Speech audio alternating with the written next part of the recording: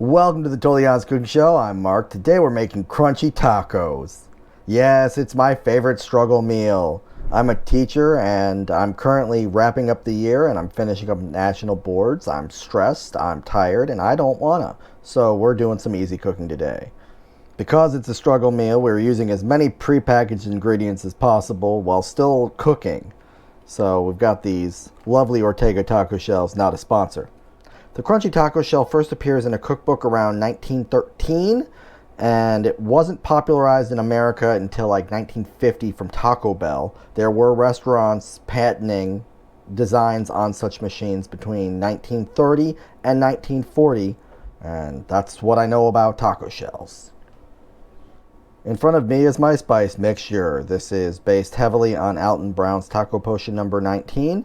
And I guess we could call it Taco Potion number 20 because we're being iterative. This is 2 tablespoons of chili powder, 1 tablespoon of cumin, 2 teaspoons of kosher salt, a teaspoon and a half of smoked paprika, 1 teaspoon of cayenne pepper, half a teaspoon of garlic, and 2 teaspoons of cornstarch to help thicken. Okay, now I like to just jam them all in a jar and shake it up. Cap your jar, give it a shake. And we're just going to set this off to the side for a minute while we prep our sides. Okay, we're going to start off by cutting some onion. Just dice it. You know how to do it by now. If you don't, parallel cuts, followed by some cuts straight down.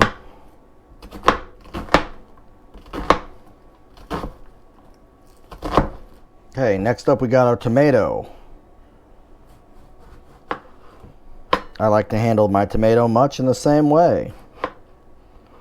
Sometimes, if I'm not really in the mood for a wet tomato, I will core a plum tomato.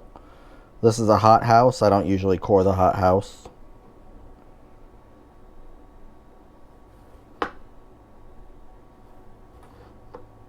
In general, plum tomatoes are better for this just because they hold up a little better during the cutting process. You don't have to cut them into wedges or circles or anything like that. These are a little bit more struggly. They fight you, which is not what you want when you're holding a knife, as has been exemplified on this show many times. While they weren't out of plum tomatoes at the store, they all looked manky. They were bad. For a plum tomato, I usually wouldn't do this step, but for a hot house, I will. Put it in a strainer, give it a little bit of salt overhead, let it sit while you're cooking the meat. It'll, 1, brighten up the flavor of the tomato, and 2, it'll get rid of some of the moisture. I've got my cast iron warming over medium heat. I've got 2 cheats.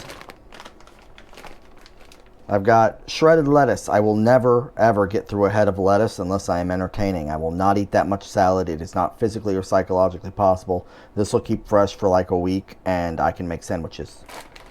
Usually on this show, we shred our own cheese. I don't want it today, so I'm not gonna.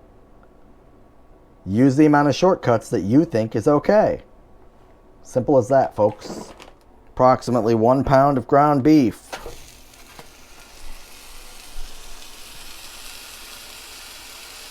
And let it sizzle. And all you're doing is breaking it up and browning it.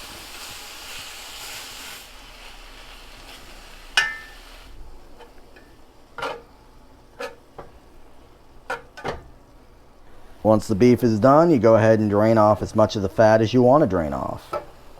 I'm not the boss of you.